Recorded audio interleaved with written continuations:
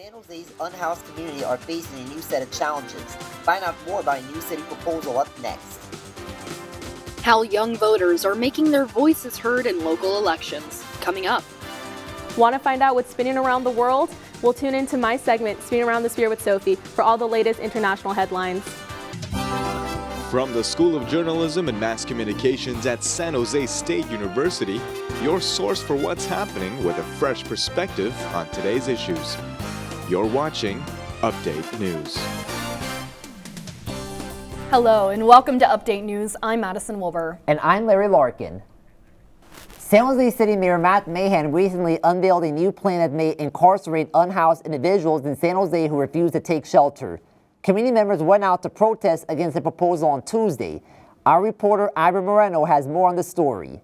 On Tuesday afternoon, dozens of protesters came out to City Hall against San Jose Mayor Matt Mahan's new proposal for the unhoused community. This proposal would require unhoused individuals to move into shelters, and those who refuse shelter offered to them 3 times within 18 months would be charged with a misdemeanor or other code violations, according to Mahan's March budget message for the 2025-2026 fiscal year. I'm not sure what drives someone to this decision. I think it's desperation, but we don't have to be desperate people, right? We can actually work together on real pragmatic solutions to fix the problem. Some protesters believe that the new proposal is attempting to criminalize homelessness. I worked with homeless youth and families here in this San Jose for 40 years. And I can tell you, sweeping and incarcerating, criminalizing homelessness does not work. Others believe there is a different way of tackling the issue of homelessness. Definitely offering more resources to the unhoused people. We know that building permanent housing also is going to help and support the community that is facing homelessness. Some protesters felt that the high living costs and housing prices is a big factor for San Jose's large unhoused population. Sometimes in life sometimes the storm comes economically, right? You might lose a job, you have a car problem. Anything can happen, and the rent is too damn high. Many protesters at the rally felt that Mahan's new proposal is inhumane and are urging the mayor to find other solutions to address the city's new unhoused crisis. In San Jose, I'm Marina, Update News. Early Tuesday, the ceasefire between Israel and Hamas was broken. Worldwide reactions unfolded following the attack. Our reporter Gabriel Evans attended a protest on San Jose State's campus to find out more.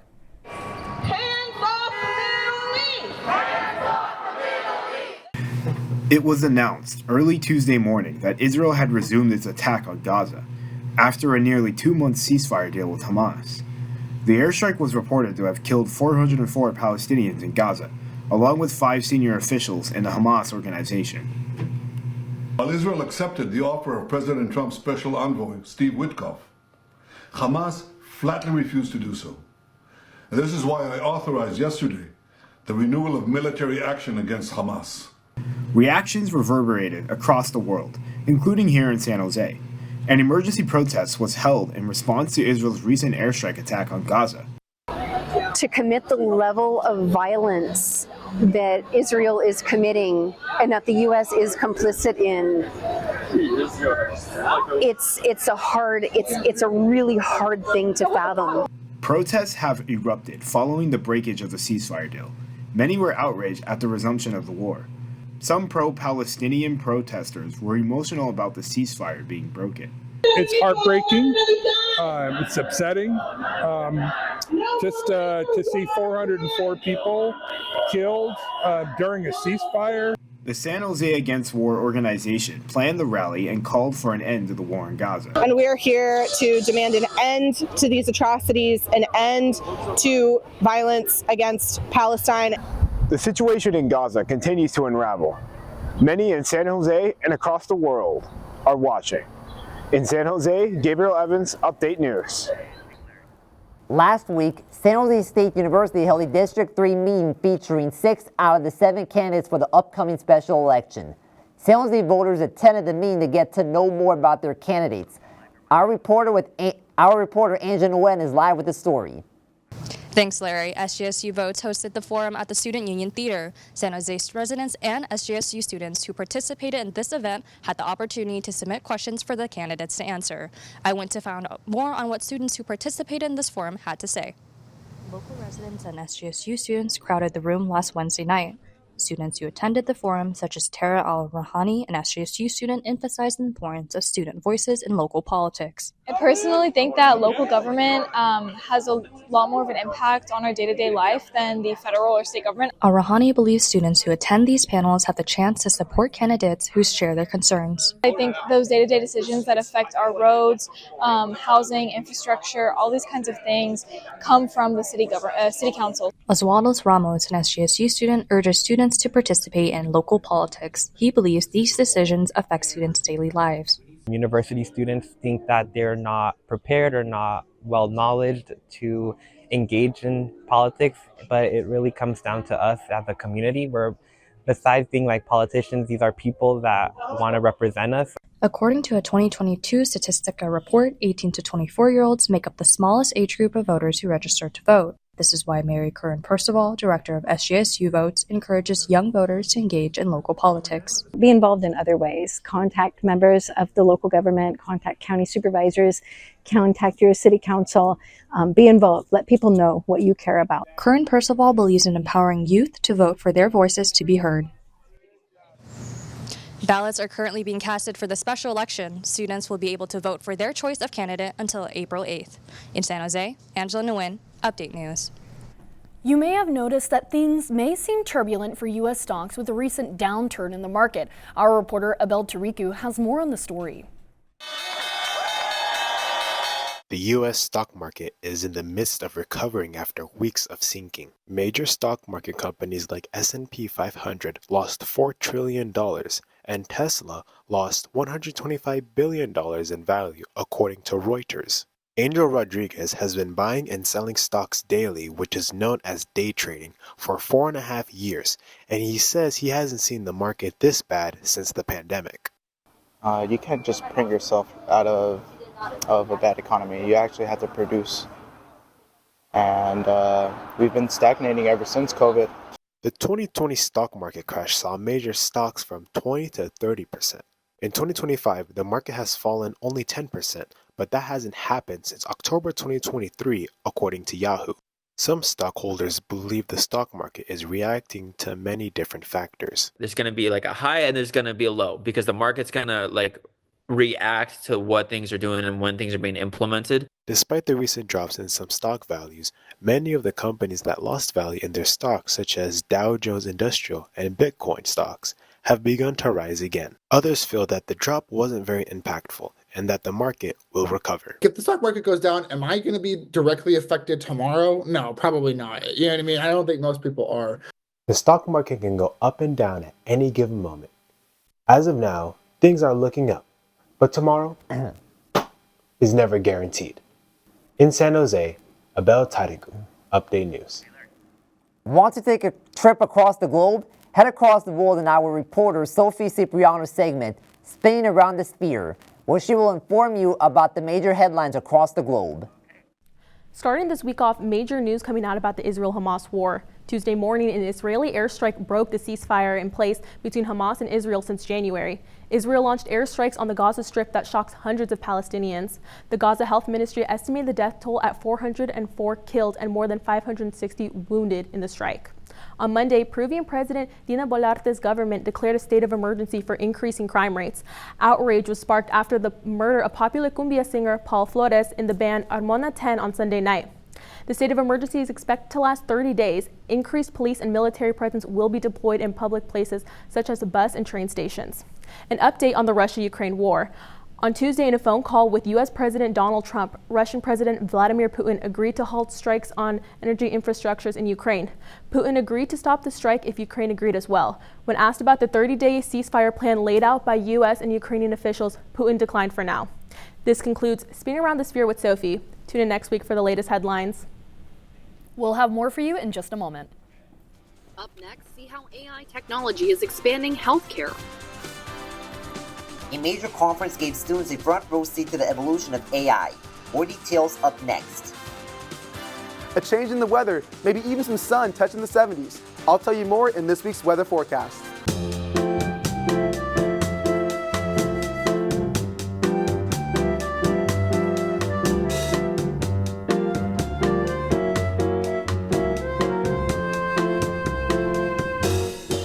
With AI entering the medical field, many people are left a bit skeptical about how much they can trust it. Reporter Justin Ray has more on the story.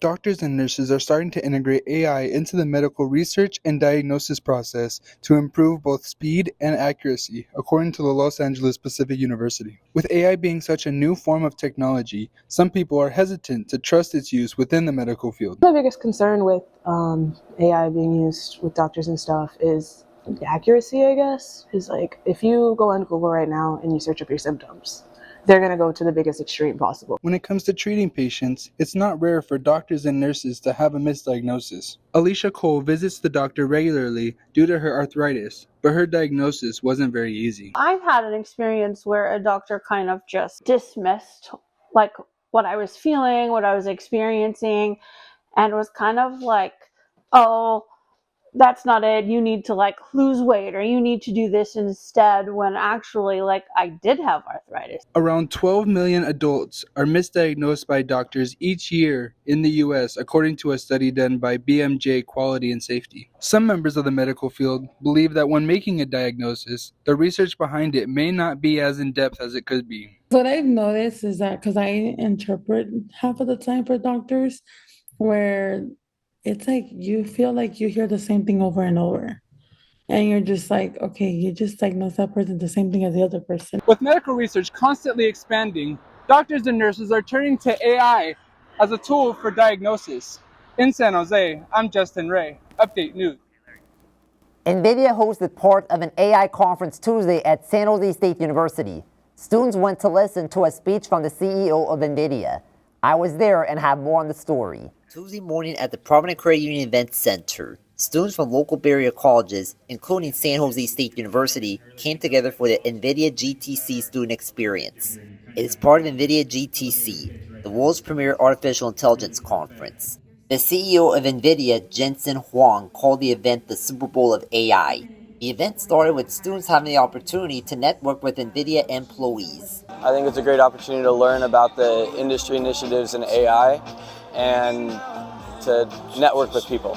NVIDIA is a company I would love to work for. Later on, NVIDIA employees talked in a panel about accelerating people's careers. Then came the big event, as students watched the GTC keynote live stream of the speech from Huang.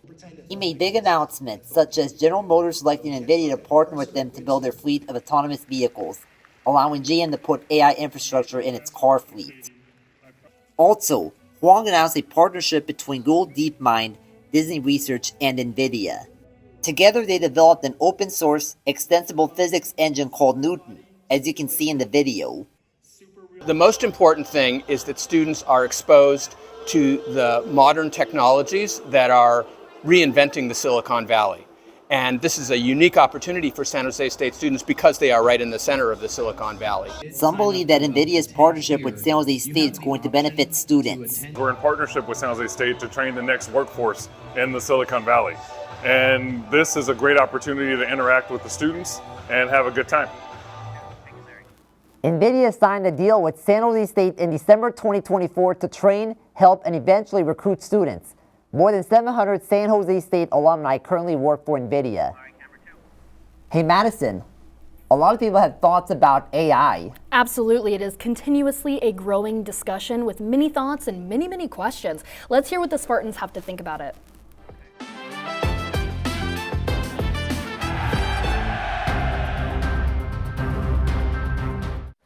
I believe AI will not only revolutionize how we do things, but revolutionize humanity. I work at a psych ward.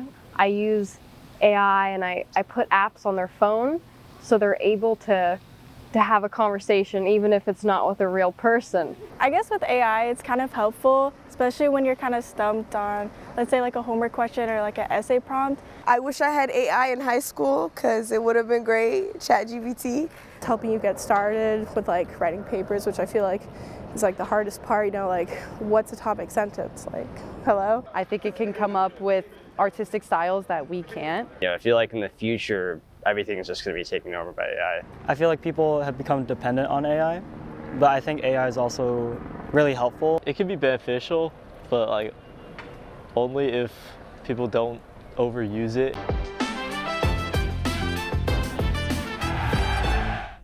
Ramadan is a religious month where Muslims fast from sunrise to sunset. There was an event at San Jose State that brought Muslim students together who observed to break their fast. Our reporter Muhammad Najimi attended the event to find out how SJSU students are handling Ramadan. This is Israel-Hamas, an SJSU student who practices Ramadan and struggles to balance fasting and school. The biggest worry for me during Ramadan is avoiding a burnout specifically, and to pace myself, I try to take naps. Usually I actually prepare the semester beforehand. Atif shared how she manages to power through school during this time. Coffee during suhoor. So suhoor is the pre-dawn meal, and I know some people don't do it, but I like to drink my coffee then. Maybe knock a couple hours of sleep before I head to school. Another SJSU student switches up her schedule during this month. I do my homework like usually at night, so I don't have to deal with it while I'm fasting. The month of Ramadan started on the 1st of March and is scheduled to end on March 30th. This month is stated as the time when the Holy Quran was revealed to the Prophet Muhammad, according to the Holy Quran. The Students for Justice in Palestine and the Muslim Student Association at SJSU hosted an iftar potluck to break their fast. Maya Abu Kawik, Vice President of the Students for Justice in Palestine organization, shared the most rewarding part of Ramadan for her. It's nice to see that there are students that are on the same page as me. Knowing you're not alone is very important, especially when you're feeling tired at times. A struggle for those practicing Ramadan is a sacrifice and patience it takes. But if you find something to pass the time between sunrise and sunset, it'll quickly go by. In San Jose, Muhammad Najimi, Update News. Larry, thank goodness. The sun is coming out. It looks like it's starting to heat up. I'll make sure to have my sunglasses ready. Let's turn over to Vincent for this week's weather forecast. Hello, I'm Vincent Rapena, and this is this week's weather forecast. Winter is going to continue. We're going to see storms arriving early, around 2 to 3 days each, and then soon I'm going to show you our rain chances moving on to later and into later on Thursday. But beyond that, we see the storms heading in farther up north, with temperatures expected to rise for next weekend. Our rain numbers are looking far lower than what we had last week, but despite all that, we're going to see these areas around here up in Sonoma County, they're still going to be expecting around half an inch. Moving on to the extended outlook, as we talked about, you're going to see that initial system run through the whole Bay Area, but then by Thursday kind of clearing out, and then with some additional chances up north on Friday. But ultimately by Sunday, the end of the weekend, it's going to be fully clearing up. And then now, we're going to be moving into our 7-day forecast. We're going to start off with Santa Cruz, and we're going to see that trend represented here, where on Thursday and Friday, that rain's still going to kind of linger, but then moving on to the weekend, that sun's going to pop out, and we're going to get that nice high of 70 degrees. And then as we switch to Oakland, we're going to follow the same trend. On Saturday, Sunday, though, we're going to see a little bit of cloudy and fogginess, so it's going to stay low. But then on Monday, once again, we're up and above that 70-degree mark. San Francisco's going to stay a little bit cooler this week, where that wind's going to kind of gust in and keep the temperatures low. So by Monday with that fog, we're going to be below that 70-degree mark. But San Jose, we're definitely going to have that warm weather. Early on Friday, the sun's going to pop up, and it's going to stay throughout the whole weekend, moving on to next week. And then on Monday, we're going to have that 76 degrees. So definitely a nice break from that cool and rainy weather. But that does it for this week's weather forecast. Now sending it back to the desk. Stay tuned for more. Tournaments, and you guessed it, more tournaments. Find out more in this week's Spartan Sports Central coming up. Basketball history was made in the Provident Credit Union Event Center. Stay tuned for more. Find out how San Jose celebrated the luck of the Irish on St. Patrick's Day, coming up.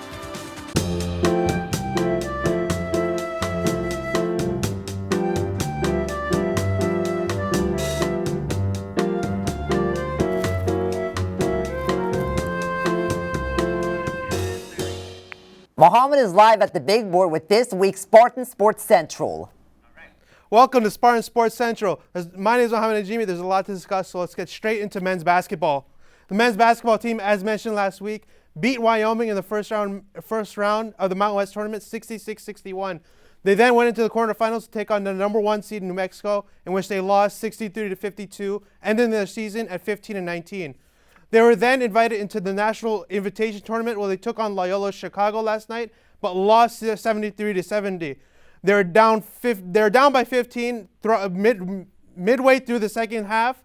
They're trying to make a comeback. They made the deficit down to 1 with 1 remaining, but they just couldn't complete it. This is the first time they were invited to this tournament since 1981, and it's also the first time they hosted a postseason game at the Provident Credit Union Event Center. Let's slide straight into men's baseball. They dropped 2 out of 3 to San Diego State this past weekend. Their starting pitching just couldn't get into the groove until that third game. They have a 3-game set against Air Force starting on Friday. They have a game at Stanford on Monday and a game at home against Pacific on Tuesday at these posted times. The most important aspect to watch is their starting pitching. It's 5 straight games of game action. They got to get something out of their starting pitching before their bullpen comes out. Now, it's Spartan Showcase, the one matchup you won't want to miss. It's gymnastics. They placed fourth in the Haas Quad meet against Cal Berkeley, Arizona State, and Stanford. They have a Mountain West Championship coming up on Saturday at 2. It's the squad's biggest event so far this season. Following the Mountain West Championship, the NCAA regionals are coming up on April 2nd. The teams who will participate in the NCAA regionals will be announced during the selection show on March 24th. More gymnastic news. Gymnast Madison Kirsch has been named the Mountain West Co-Vault Specialist of the Week for her performance at the Cal Quad. That does it for this week's Spartan Sports Central. Tune in next week. Back to the desk. Green covered San Pedro Square this past weekend in honor of St. Patrick's Day. I went downtown to take a look at the fun. Green, green, and more green. From the beverages that were poured to the hats worn, there was no mistake of what holiday people were celebrating in downtown San Jose on Sunday. Are you going to pinch anyone for not wearing green? Of course!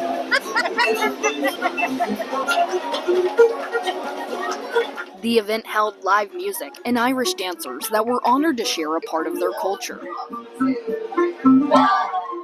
come all the way over to San Jose and see people celebrating it just as, even probably more than the people in Dublin. It's great. The event partnered with many businesses located in San Pedro Square. Dr. Funk, a tiki bar, did not hold back in decking out the place in shades of green, with employees saying it took over an hour to prepare and decorate the restaurant. We've got a whole prep guy. There's a whole team involved in all of this. The dancers told me there was a huge audience all weekend filled with people celebrating. Don't worry, I made sure to wear green so I wouldn't get pinched. San Jose State's men's basketball team hosted its very first National Invitation Tournament game. Reporter Nick Austin has more on what this means to students and fans. Tournament play at San Jose State. That's a phrase no one has ever been able to say before. The Spartans earned a bid into the National Invitation Tournament game for the men's basketball team, and it being on home turf has some fans excited. I'm pretty excited. It's nice seeing a lot of people here. I went to the San Diego State game, and just the energy that was there was pretty exciting. I hope it's like this again. Some fans are hopeful more basketball matches have the same energy the crowd had at the first round of the NIT tournament. The crowd is very good. I wish we had more crowds like this. The crowd is very lively today. It's good to see so many students and so many fans. Pretty electric. This is a good crowd. This is what we'd like to see more often. Scott McDonald, the Senior Deputy Athletic Director, also spoke on the game and what he's seen from all the SJSU fans. Yeah, I mean, you can see it on campus, right? The buy-in from everybody on campus, from all the staff to the professors to athletics. Like, it's really seeing San Jose State kind of come together. It's been really cool to see. Other SJSU athletes, like Walker Egat, starting quarterback for the football team, came out in support. What they've been doing these past few years has really changed what Spartan basketball has meant, and it's really great to see them, not only taking steps in the right direction, but making bigger strides than we ever could really imagine. So it's really, really great to see that. While the Spartans lost to Loyola Chicago, hosting an NIT tournament game was an exciting time for fans and teammates alike. Nick Austin, Update News. Hope you saved your appetite because reporter Justin Ray is back again with his segment, Update Eats. What have you got for us, Justin? Hello everyone and welcome back to Update Eats, bringing you stories behind some of the restaurants located right here in the Bay Area. This week on Update Eats, we take you to Cafe Rosalina, located right on the Alameda in San Jose. David Daroff is one of the owners of Cafe Rosalina and joined the business with one of his closest friends. Cafe Rosalina started about 30 years ago, where my business partner, Brian, Garrett and his wife, Rosalina, started originally not in this building, but they were actually given a space at a close by bakery to make sandwiches off to the side. So we're really known for breakfast burritos, sandwiches, and salads. One thing that's special about Cafe Rosalina, all our burritos are made per order. We don't really pre-make anything. Any kind of burrito that you want, you can actually customize it. When we have, 10 main recipes, but anybody can make any kind of burrito that they want. One thing about Cafe Rosalina that people really know us for is our famous orange sauce. I mean, it's always nice having repeat customers. We really depend on that. But I really enjoy when I find out there's a new customer here that's never been here. For me, I feel like you only have one opportunity to give a good impression. That concludes this week's edition of Update Eats, and be sure to tune into the next episode. And that's a wrap on this week's edition of Update News. Thanks for tuning in, and be sure to follow us on all our socials. We'll see you next week.